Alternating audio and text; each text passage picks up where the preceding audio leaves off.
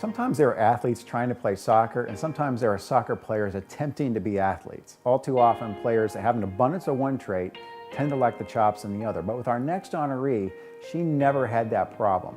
She was a supreme athlete with the soccer skills of a big-time player, and put the two together, she made opposing teams miserable. When Juliana Libertin took the pitch, one of two things was usually going to happen. She was either going to scissor cut a defender, or she was going to run her out of oxygen. But either way, she was a lethal weapon in the Flyer attack over the course of 4 outstanding seasons. Named to the 2010 A10 All-Rookie Team, her freshman season was a sneak peek of things to come. She was an immediate impact player along the touchline for the Dayton offense, and her booming runs up and down the sidelines stretched the field and created holes for her teammates to take advantage of. And that's sort of how her freshman season ended. She didn't stuff the stats, but she gave Flyer fans a small taste of things to come. Now, over the next 3 seasons, Jules went from grip to front member of the band.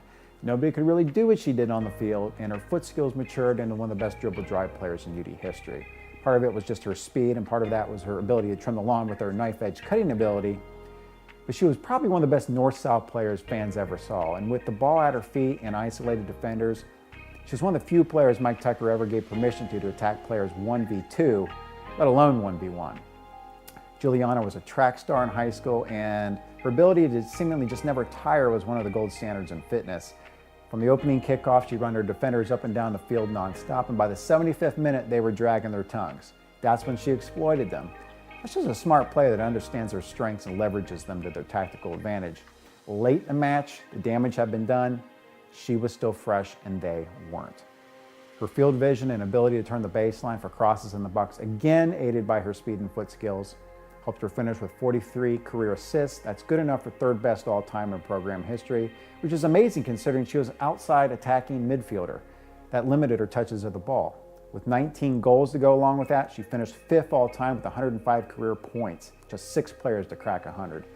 She was named 2013 A10 Midfielder of the Year. She earned first team A10 honors as a junior and senior, and ranked among the nation's leaders in assists over her last 2 seasons. She helped lead the Flyers to 2 A10 regular season titles, 2 A10 tourney championships, and 2 appearances in the NCAA Tournament. Jules played on some of Dayton's most talented teams, and in any other era, might have even been more of a star as the primary goal scorer or distribution specialist. She was a scalpel on a team with abundance of hammers, kind of a piccolo and an orchestra pit of percussion, but her staccato change of pace was hard to defend. But her most lasting impression?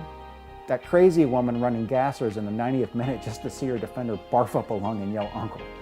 So congratulations to Juliana Libertin for being a highest Flyer and making our Mike Tucker dream team. We'll unveil a new player every Monday throughout the season in honor of head coach Mike Tucker's success and coaching career at the University of Dayton. Until then, for UDPride, I'm Chris Raymond. Take care and go Flyers.